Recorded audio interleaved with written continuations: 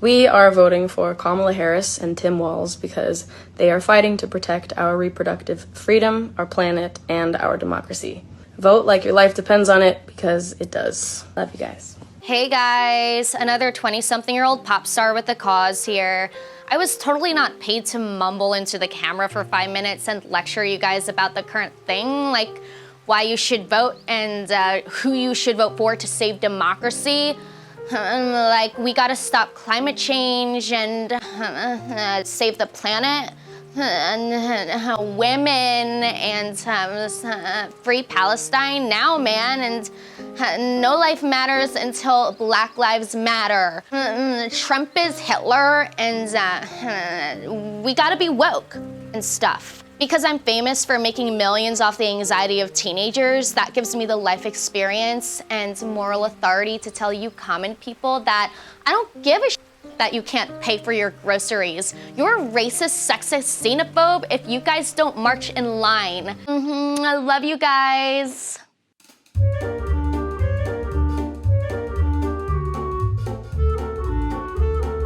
You're watching Woke of the Week with MRC-TV and Culture. I'm your host, Justine Brooke Murray. Celebrities, I don't know why you haven't gotten the memo yet, but your expertise and opinions are as valid as a drunk spewing politics as he's falling off his stool at a local burp and fart bar. It's no coincidence for decades we've seen a pattern of our former A-listers who suddenly turn into political commentators once they become a has-been.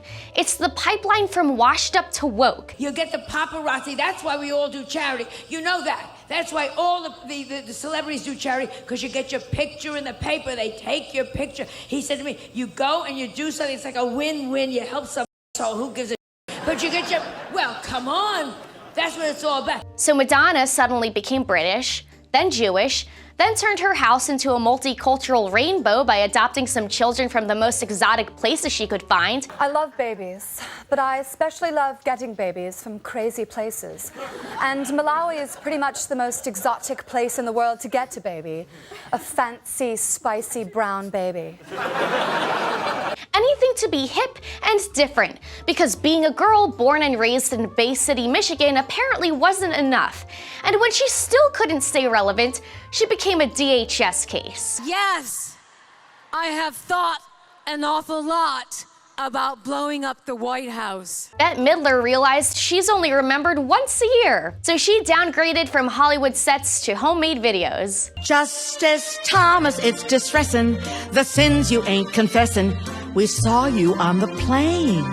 Just like Rosie O'Donnell, who thinks she's on the cutting edge of global change by posting videos of herself having mental breakdowns. 34 counts of falsifying business records in the first degree. All 34 counts are guilty. God bless America. And no matter how cringy they get, they never read the room. But thanks to social media, now we're dealing with a new generation of self-important artists who were never entertaining in the first place, but got lucky by whispering into a microphone how much they hate their adolescent lives and their poor choices to the tune of douchey dinging on a piano.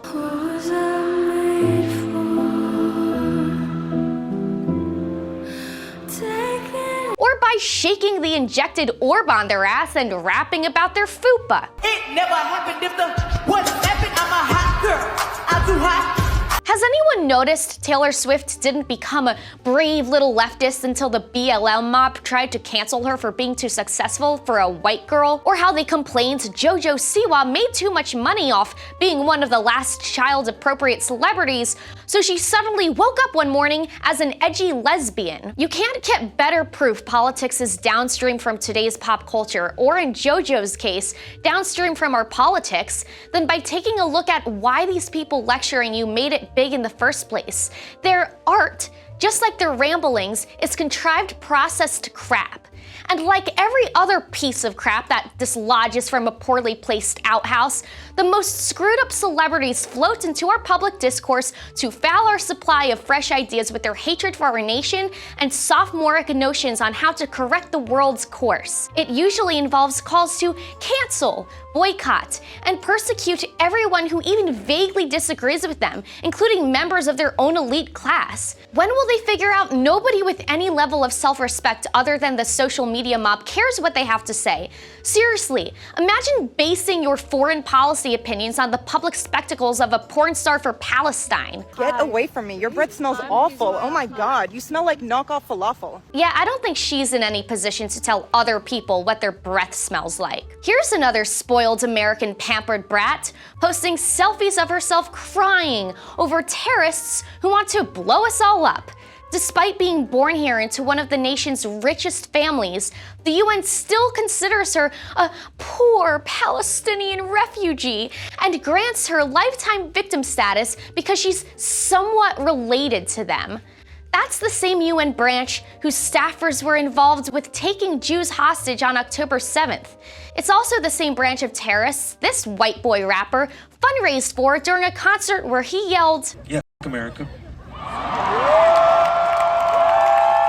There's nobody I hate more than degenerate a-holes who take advantage of everything this nation has to offer just to spit in our face. If you hate this country, please get the F out. Take a giant dump in the name of climate change and hop on your private jet to Gaza.